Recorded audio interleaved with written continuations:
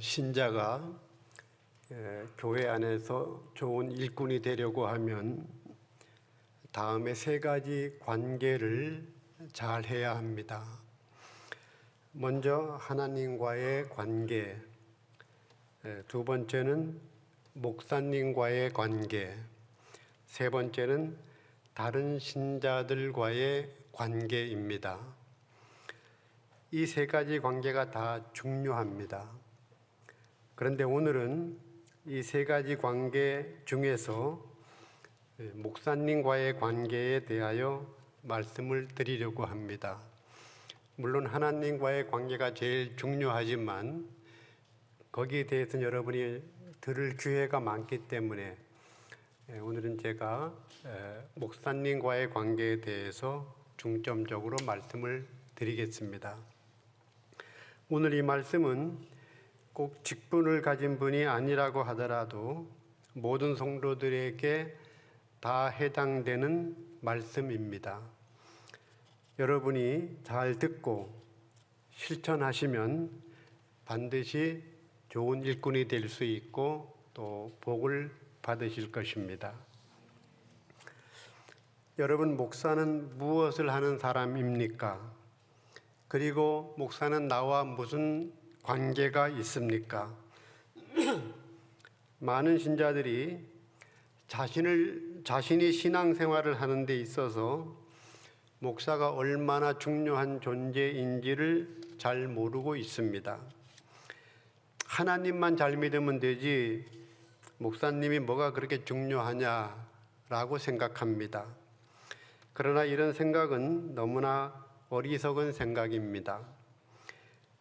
목사와 바른 관계가 없으면 결코 하나님을 잘 믿을 수 없다는 사실을 알아야 합니다. 여러분의 신앙생활에 목사가 별로 필요하지 않다고 하면 하나님께서 왜 교회마다 목사를 세우도록 하셨겠습니까? 성경책만 한 권씩 나눠주고 각자 잘 믿으라고 하면 그만이 아니겠습니까? 여러분, 목사의 지도가 없이는 정상적인 신앙생활이 불가능합니다. 학생에게 가장 중요한 사람은 선생님입니다. 어떤 선생님에게 배우느냐에 따라서 그 학생의 실력이 달라집니다. 그래서 좋은 학교란 좋은 선생님이 있는 학교이고 학생들은 앞을 다투어 좋은 학교에 가려고 합니다. 신자도 마찬가지입니다. 신자에게 있어서 가장 중요한 사람은 목사입니다. 신자가 어떤 목사님에게 성경을 배우고 어떤 목사님에게 신앙 지도를 받느냐에 따라서 그의 신앙생활이 달라집니다. 그래서 신자도 학생들처럼 좋은 목사가 있는 좋은 교회를 찾아가는 일이 참 중요합니다. 여러분이 먼저 여러분의 신앙생활에 있어서 목사가 얼마나 중요한 존재라는 사실을 기억해야만 됩니다. 그러면 여러분, 목사는 신자들에게 어떤 역할을 하는 사람입니까? 첫째는 목사는 말씀의 요리사입니다. 사람은 육신과 영혼으로 만들어져 있습니다. 육신은 떡, 즉 밥을 먹어야 살고 영혼은 하나님의 말씀을 먹어야 삽니다. 사람이 떡으로만 사는 것이 아니요 하나님의 입으로 나오는 모든 말씀으로 산다고 했습니다. 그런데 육신의 양식은 그냥 먹는 것이 아니라 수많은 재료를 가지고 요리를 해야 합니다. 식당에 가면 전문 요리사가 있고 가정에서는 가정주부가 요리를 합니다. 그런데 영의 양식도 마찬가지로 요리를 해야 합니다. 영의 양식의 재료는 성경 말씀이고 요리된 말씀은 설교나 성경 공부로 나타납니다. 그러면 이 영의 양식의 요리사가 누구입니까? 예, 목사님입니다. 목사는 하나님의 말씀을 여러분이 이해하기 쉽도록 잘 요리해서 여러분에게 먹이는 사람입니다. 목사님이 신구약 66권을 골고루 섭취할 수 있도록 매일 여러분에게 말씀의 양식을 공급합니다. 부흥 강사의 설교는 재미는 있지만 영양이 고르지 못하고 부족합니다. 그러나 담임 목사님의 설교는 재미는 덜해도 영양이 풍부하고 모든 영양소가 골고루 공급됩니다. 하루 세 끼 어머니의 음식이 온 가족의 건강을 보존하듯이 목사님의 영적인 가르침이 온 교인의 영적인 건강을 좌우합니다. 목사는 새벽마다 예배 시간마다 여러분의 영의 양식을 제공하는 말씀의 요리사임을 기억해야 합니다. 그리고 신자는 목사님이 가르쳐 주시는 말씀을 골고루 잘 받아 먹어야 합니다. 그래야 건강한 신자가 될 수가 있고 좋은 일꾼이 될 수 있습니다. 둘째로, 목사는 영혼의 의사입니다. 여러분, 육신의 병과 영혼의 병의 차이점이 무엇인지 아십니까? 육신의 병은 아픔을 느끼고 심하면 장애가 생기거나 육신의 죽음에 이르게 됩니다. 그러나 영혼의 병은 아픔을 느끼지 못합니다. 그러다가 심하면 영혼의 장애가 오거나 영혼의 죽음에 이르게 됩니다. 영혼의 죽음이 무엇입니까? 지옥의 형벌을 의미합니다.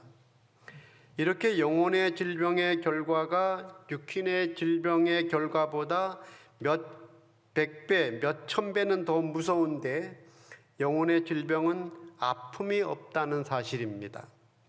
그런데 정말 무서운 것이 그렇기 때문에 정말 무서운 것은 영혼의 질병입니다. 그런데 이 영혼의 질병에 대하여 진단하고 치료하는 사람이 누구입니까? 목사입니다. 목사가 상담이나 말씀을 통하여 영혼의 질병을 다룰 때에 개인적으로 진단과 치료의 결과가 나타나게 됩니다. 물론 이 모두가 성령의 역사로 이루어지는 일입니다만 이런 일이 대부분 목사를 통하여 나타난다는 사실을 기억해야만 됩니다. 이렇게 목사는 신자의 영혼의 질병을 치료하는 영적인 의사의 역할을 하는 사람입니다. 세 번째로, 목사는 천국 길의 안내자입니다. 여러분, 성경은 한마디로 천국 가는 지도책입니다. 이 지도를 잘 보고 그대로 가면 천국에 이를 수가 있습니다. 혹시 나 혼자 성경을 연구해서 잘 가면 천국에 도달할 수 있지 않나 라고 생각하는 분이 계시지 않습니까? 죄송합니다만 이 지도는 아무나 다 쉽게 볼 수 있는 지도가 아닙니다. 독도법, 즉 지도를 읽는 법을 잘 배워서 알아야 됩니다. 지금까지 이 지도를 혼자 보고 가겠다고 하다가 얼마나 많은 이단들이 생겨났는지 모릅니다. 그런데 목사님이 바로 이 지도를 해석해서 여러분을 천국으로 인도하는 안내자입니다. 그러므로 여러분이 목사님을 믿고 잘 따라가면 반드시 천국에 이를 수가 있습니다. 저희 가족은 원래 북한의 원산에서 살았습니다. 북한이 점점 공산화되는 것을 보면서 아버지께서 6.25 직전에 온 가족을 데리고 월남하셨습니다. 전문 안내원 한 사람과 보조원 2사람을 사서 부모님과 제 위에 4남매, 즉 6 식구가 월남했습니다. 언젠가 아버님께서 이런 말씀을 하셨습니다. 안내원이 걸으라면 걷고 자라면 자고 쉬라면 쉬고 입을 다물라면 다물고 그저 안내원이 하라는 대로 했더니 결국 사흘 만에 남한에 이르게 되었다는 것입니다. 여러분, 신앙생활도 마찬가지입니다. 목사님의 인도에 복종하고 잘 따라가면 반드시 천국에 이르게 됩니다. 그러나 교만하고 잘난 체하면 결국 천국행에 실패하게 됩니다. 여러분, 모세를 따라서 애굽에서 나온 수많은 유대인들이 왜 가나안에 가지 못하고 광야에서 죽었습니까? 그들은 모두 모세를 대적하고 거역했던 사람들이었습니다.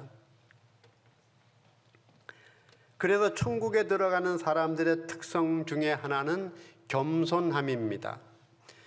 교만한 사람은 인도자의 지도에 절대 따를 수가 없기 때문입니다. 교만한 사람은 저 혼자 잘난 척하다가 결국은 천국의 길에서 실패하게 되는 것입니다. 여러분, 목사가 여러분에게 이렇게 중요합니다. 목사는 영의 양식을 제공하는 요리사요, 영혼의 질병을 치료하는 의사요, 천국길의 안내자입니다.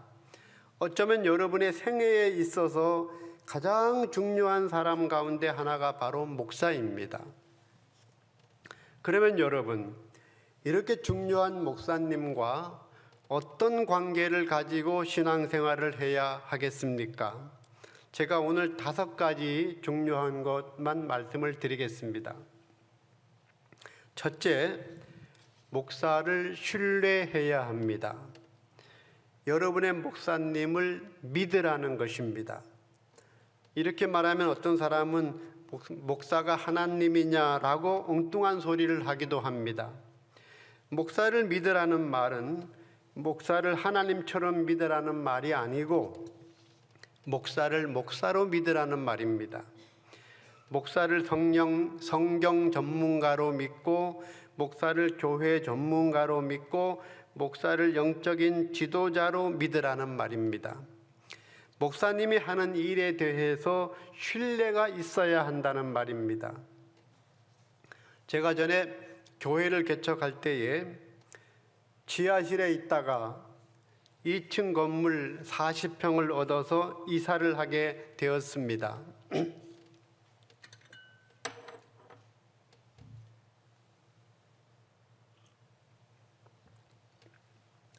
40평 건물을 막아서 예배실과 현관과 유아실 등으로 사용하기 위하여 칸막이 공사를 했습니다.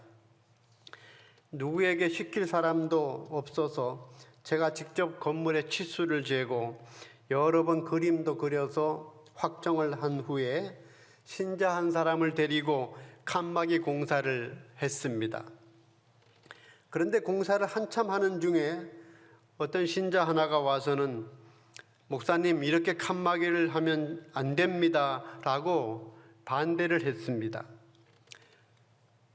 목사가 수십 번 생각하고 기도하고 결정한 일을 장사하다가 와서 갑자기 안 된다니 기가 막혔습니다.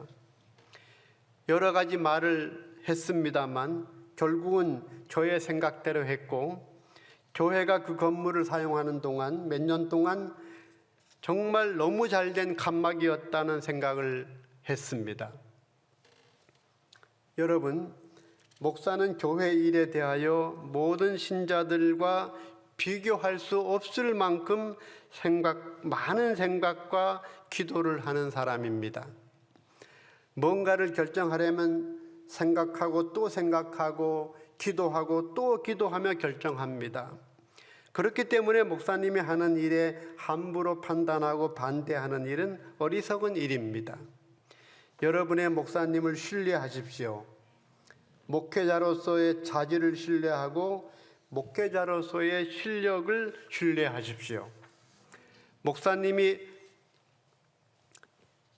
완전하지는 않습니다만 그래도 나보다는 더 교회를 사랑하시는 분이고 그래도 하나님이 우리 교회에 세워주신 나의 목사님이라는 신뢰가 얼마나 중요한지 모릅니다. 두 번째, 목사님과 좋은 것을 나누십시오. 갈라디아서 6장 6절에 가르침을 받는 자는 가르치는 자와 모든 좋은 것을 함께 하라고 했습니다.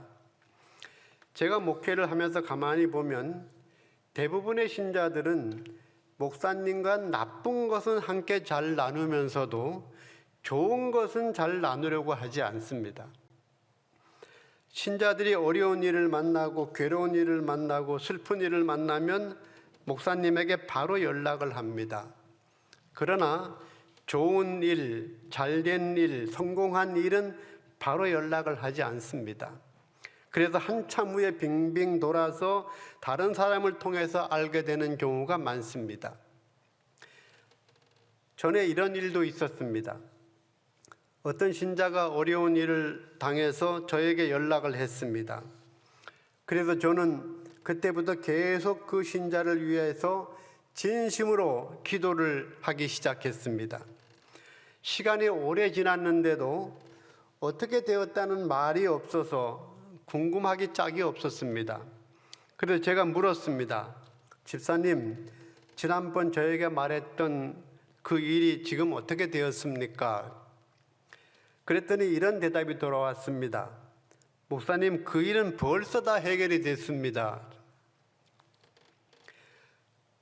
하나님께서 저에게 그 문제 다 해결됐으니까 이제 기도 그만해라 라고 하지 않으시는데 제가 그 일을 어떻게 알겠습니까?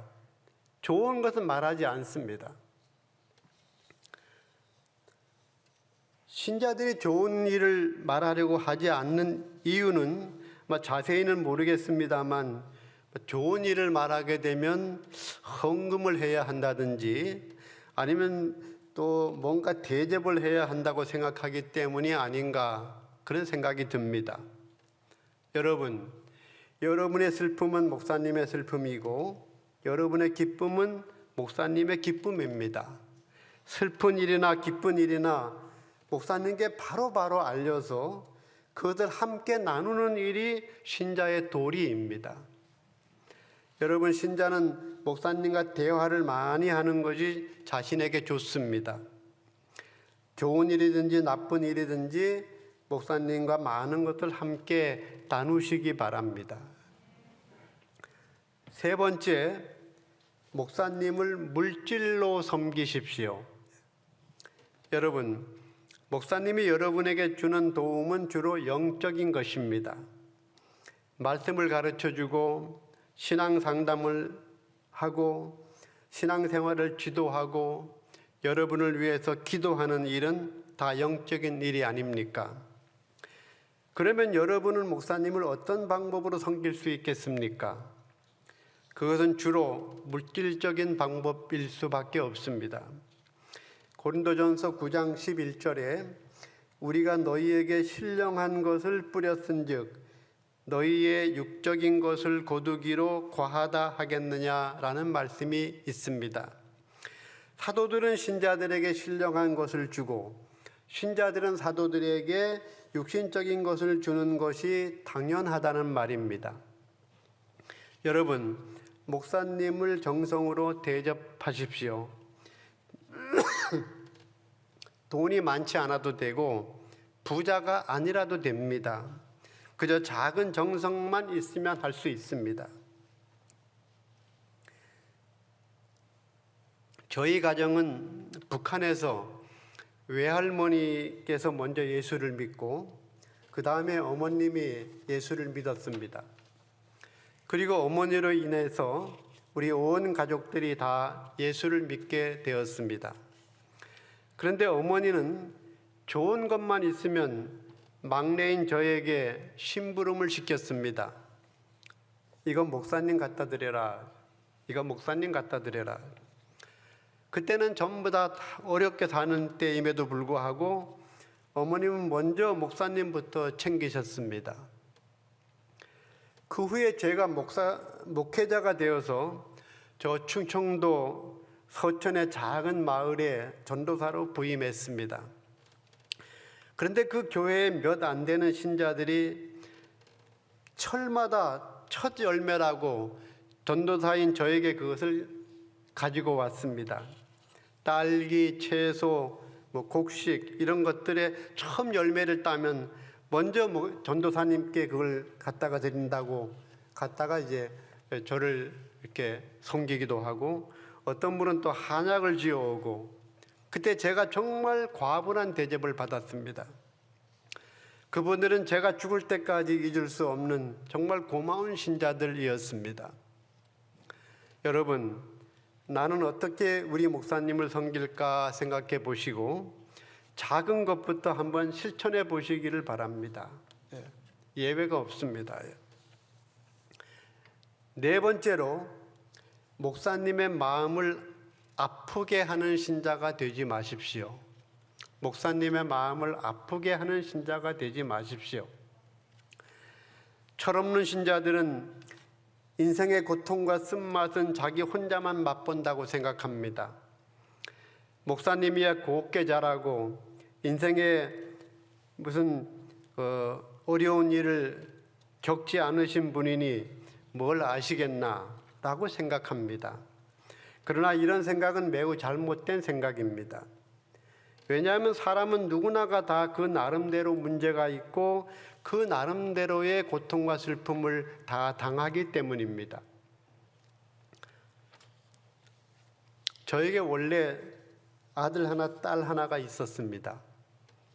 그런데 제가 30대 후반에 교회를 개척한 지 23일 만에 그 개척한 교회 앞에서 5살 된 아들이 교통사고로 세상을 떠났습니다. 제가 학교에서 수업을 마치고 밤늦게 집에 돌아왔을 때에 아들은 벌써 싸늘한 시체가 되어 있었습니다.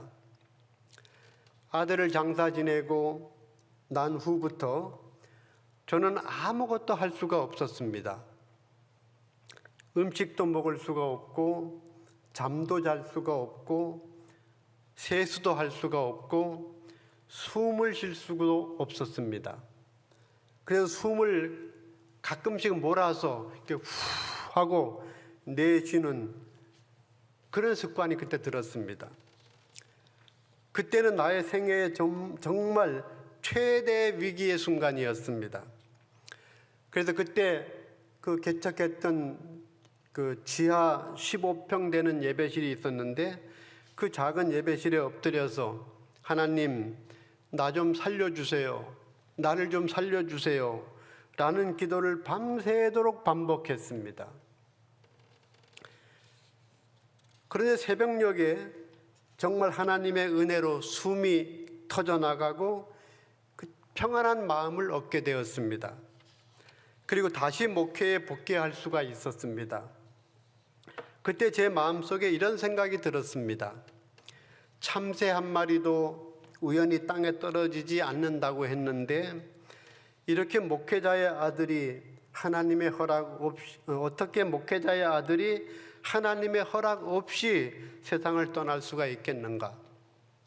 그리고 하나님이 허락하신 일이라고 하면 그것은 선한 일이기 때문에 지금 이유는 다 모르지만 나는 그것을 받아들여야 한다라는 생각이었습니다.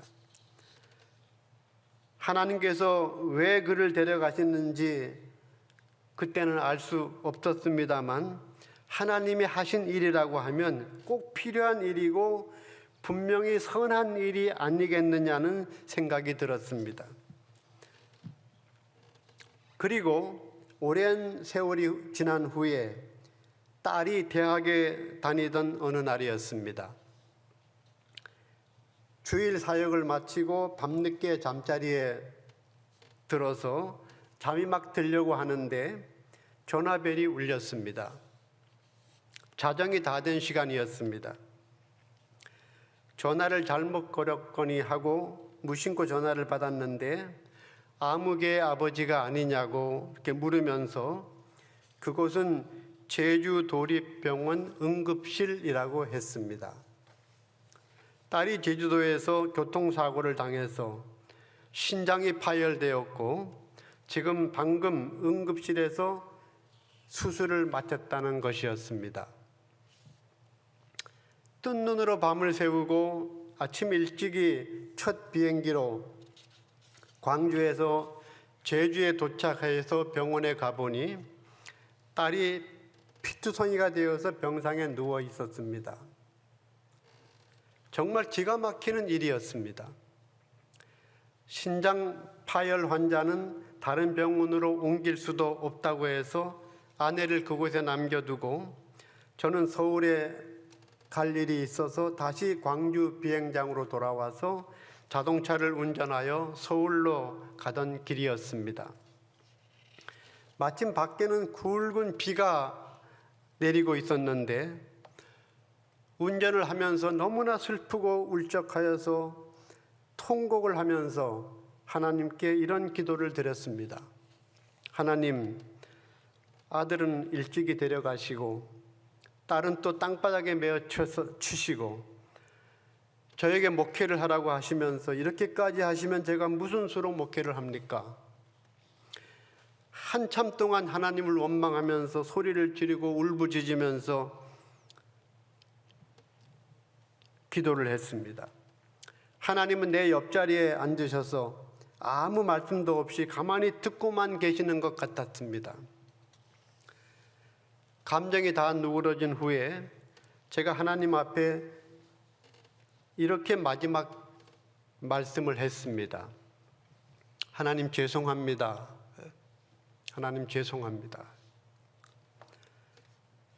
그리고 그 딸은 건강이 회복되어서 대학을 졸업하고 고맙게도 스스로 교단 신학대학원에 입학했습니다. 현재는 목사가 되어서 교목으로 사역하고 있습니다. 저는 이렇게 목회자로서 정말 평탄치 않은 길을 살아왔습니다. 우리 조 목사님도 저와 종류는 다릅니다만 많은 고통을 겪으신 분으로 제가 알고 있습니다. 여러분은 다 알 수 없겠죠. 그러나 목사에게 이런 개인적인 문제에 못지않는 고통은 신자들 때문에 겪는 고통입니다. 저는 정말 저를 힘들게 하는 신자들을 또 많이 만났습니다. 개척 초기에 교회가 금방 성장하여서 1년 만에 50명이 넘었습니다. 그런데 그때 교회를 장악하려고 했던 그런 신자들이 서로 뭉쳐서 목회자를 대적하기 시작했습니다. 제가 그들의 요구를 듣지 않자 이 교회는 이단이라고 하면서 그들은 새 신자까지 다 데리고 교회를 나갔습니다. 그래서 나머지 10여 명을 데리고 다시 개척을 시작했습니다. 천신만고 끝에 3년 만에 그 40평 조립식 건물로 예배당을 짓고 입당 예배를 드리는데 그 사람 중에 한 사람이 왔습니다. 혹시 축하를 하려고 왔나 생각했는데 예배가 끝나자마자 소리를 지르면서 저를 사기꾼이라고 소란을 부렸습니다. 그 후에 어떤 사람이 그 사람을 만나서 왜 그런 짓을 했느냐고 물어봤더니 성령께서 시켜서 자기는 그런 일을 했다고 합니다. 성령이 시켰답니다. 그 후에도 이런 신자들을 여러 명 더 만났는데 저에게 큰 상처와 고통을 주고 저의 목회에 엄청난 회방을 했던 사람들입니다. 제가 치매에 걸리지 않는 한 영원히 잊지 못할 그런 사람들입니다. 목사님을 대적하는 신자들은 흔히 자신이 불의에 대항하고 있고 목사가 잘못해서 그렇고 교회를 바로잡기 위함이라고 말합니다. 그러나 제가 볼 때 대부분의 경우는 인간적인 섭섭함 때문입니다. 내가 이렇게 오랫동안 교회를 다녔는데 내가 이렇게 헌금을 많이 했는데 나를 무시해? 왜 나를 집사도 안 지키고 권사도 안 시키고 왜 나를 장로도 안 세워? 그래서는 목사가 뭘 잘못했고 하면서 목사님을 대적하는 것입니다. 저는 교회 안에서 일어나는 분쟁의 90% 이상이 결국은 이런 일 때문이라고 생각합니다. 여러분, 신자가 되어서 절대로 목사님의 마음을 아프게 하지 마십시오.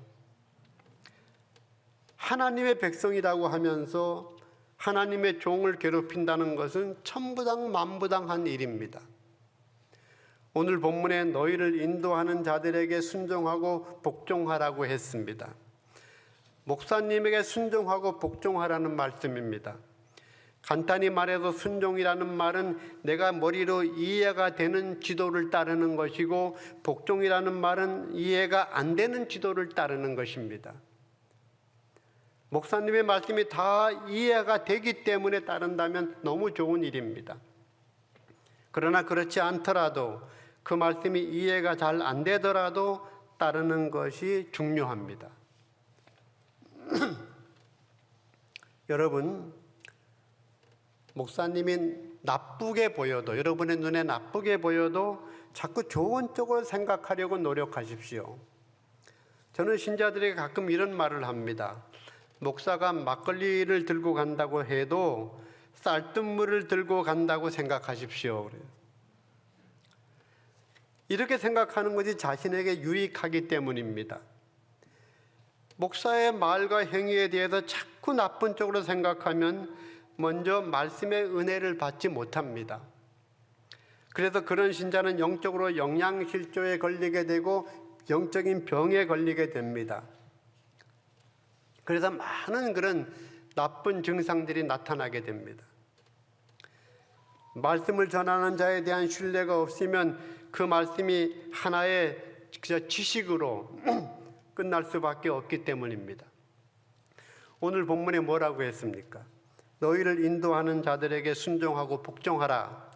그들로 하여금 즐거움으로 이것을 하게 하고 근심으로 하게 하지 말라.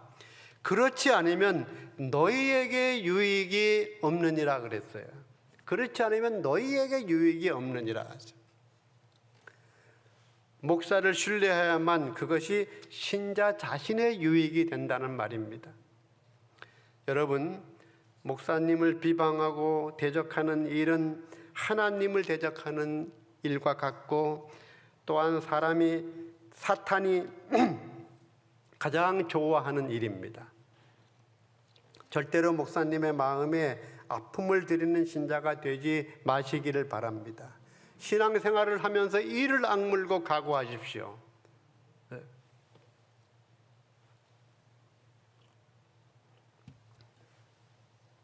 다섯 번째, 목사님에게 좋게 기억되는 신자가 되십시오. 좋게 기억되는 신자가 되라는 말입니다. 여러분이 바울 서신을 읽어보면 거기에 많은 사람들의 이름이 언급되고 있음을 알 수 있습니다. 그런데 그 이름들은 크게 둘로 나누어집니다. 하나는 바울을 돕고 바울에게 힘이 되었던 사람들의 이름들이고, 다른 하나는 반대로 바울을 비방하고 대적하고 그의 사역에 회방이 되었던 사람들의 이름입니다. 디모데, 디도, 누가, 아볼로, 실라, 또 브리스길라, 아굴라, 루디아, 야손, 이런 사람들은 모두 바울에게 큰 도움이 되었던 사람들입니다. 그러나 반대로 바울의 목회에 큰 고통을 주고 방해를 했던 사람들도 참 많습니다. 잘 들어보십시오. 디모데후서 1장 18절 이하에 아들 디모데야, 내가 네게 이 교훈으로서 명하노니 전에 너를 지도한 예언을 따라 그것으로 선한 싸움을 싸우며 믿음의 착한 양심을 가지라. 어떤 이들은 이 양심을 버렸고 그 믿음에 관하여는 파선하였느니라. 그 가운데 후메네오와 알렉산더가 있으니 내가 사탄에게 내준 것은 그들로 훈계를 받아 신성을 모독하지 못하게 하려 함이라 그랬습니다. 후메네오와 알렉산더. 또 디모데후서 4장에 구리 세공업자 알렉산더가 내게 해를 많이 입혔음에 주께서 그 행한 대로 그에게 갚으시리니 너도 그를 주의하라. 그가 우리의 말을 심히 대적하였느니라. 또 디모데후서 1장 15절에 아시아에 있는 모든 사람이 나를 버린 일을 내가 아나니 그 중에는 부겔로와 호모게네도 있느니라 그랬어요. 여기 이름들이 많이 나오죠. 후메네오, 알렉산더, 부겔로, 호모게네. 자세한 기록은 없습니다만 이 사람들은 모두가 다 바울을 심히 대적하고 바울에게 고통을 주었던 사람들입니다. 바울에게 도움을 주었던 사람들의 이름은 이렇게 자랑스럽게 기록되어 있습니다만 바울에게 고통을 주었던 이름들은 이렇게 수천 대 수만 대를 내려가면서 부끄러운 이름으로 기록되고 있습니다. 여러분, 이제 여러분도 곧 목사님과 헤어질 때가 오게 될 것입니다. 목사님이 은퇴를 하시면 어쩔 수 없이 헤어져야만 됩니다. 이제 얼마 남지 않았습니다. 그러면 그때에 여러분은 목사님에게 어떤 신자로 기억되기를 원하십니까? 어떤 신자로 기억되기를 원하십니까? 목회자가 고마워서 영원히 잊지 못하는 사람이 되고 싶습니까? 아니면 목회자를 너무 고통스럽게 해서 영원히 잊지 못하는 사람이 되고 싶습니까? 목회자가 계속 축복의 기도를 쉬지 않는 그런 가정이 되고 싶습니까? 아니면 아예 생각도 하기 싫은 그런 악명 높은 그런 가정이 되고 싶습니까? 이게 참 중요합니다. 제가 목회를 하면서 가만히 보면 교회를 우습게 하는 신자는 목사도 우습게 생각합니다. 그래서는 교회를 제 마음대로 하려고 하고 목사를 함부로 대합니다. 교회를 무슨 종친회나 친목계 정도로 생각하고 목사를 그곳의 회장 정도로 생각하는 사람들입니다. 참 무서운 일입니다. 여러분, 목회자를 소중히 생각하고 순종하며 목회자에게 힘이 되고 위로가 되고 보람이 되는 신자가 되십시오.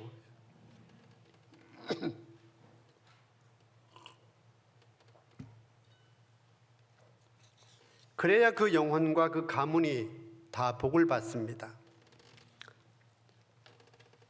오래된 이야기입니다.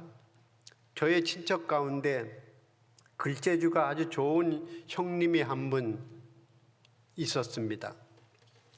이분이 교회 집사님인데 교회와 목사님을 자꾸 비판하더니 언젠가는 책을 쓴다고 했습니다. 교회의 잘못을 비웃고 목사를 비난하는 책입니다. 이 책이 출판되고 잘 팔리니까 기고만장해서 그 다음에 또 후속으로 또 똑같은 책을 또 하나 냈습니다. 그런데 그 두 번째 책을 낸 지 얼마 되지 않아서 그 사람이 갑자기 중풍으로 쓰러졌습니다. 그때 40대 건강한 청년인데 중풍을 맞아 쓰러졌어요. 그리고 영원히 회복되지 못했습니다. 온몸이 마비가 되어서 말도 못하고 글도 못 쓰고 걷지도 못해서 누가 곁에서 평생을 돌봐줘야만 연명하는 그런 상태가 되고 말았습니다. 두려워해야 됩니다.